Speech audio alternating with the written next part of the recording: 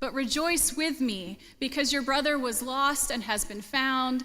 He was dead, and now he's alive again. Some of us identify with the older son.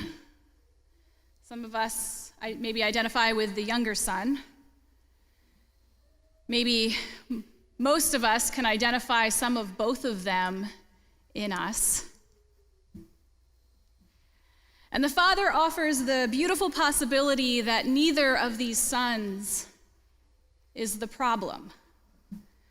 He knows that they each need to be seen and cared for and celebrated, no matter what.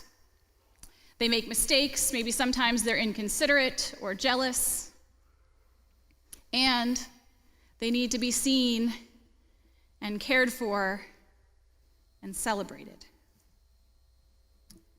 Sometimes that part of us that identifies with the younger son might be hard on the oldest son for being upset. But the oldest son needed to be cared for, to remember the care and the love and support he had that were always there for him. And at the same time, the older son part of me is hard on the younger son. He made poor choices. It's like those are entirely overlooked. But that younger son needed something too. He needed care, he needed love. He was looking in the wrong places for a while, but now he's back in a good place.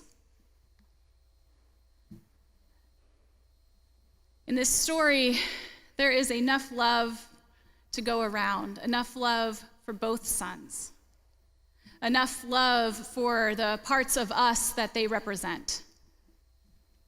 So maybe the problem isn't either one of them, but maybe the problem is just that, is forgetting that there's enough love, forgetting that we are not the problem, and neither is the other person who maybe in our mind we build up to be. That's something that the Pharisees and the scribes needed to hear. That's something that the tax collectors and the sinners gathered there needed to hear. That's something I gather that you and I and each of us needs to hear, not just today, but again and again. The problem isn't us. The problem isn't those other people. The problem is not seeing the other as beloved, as enough. The problem is not seeing ourselves as beloved, as enough.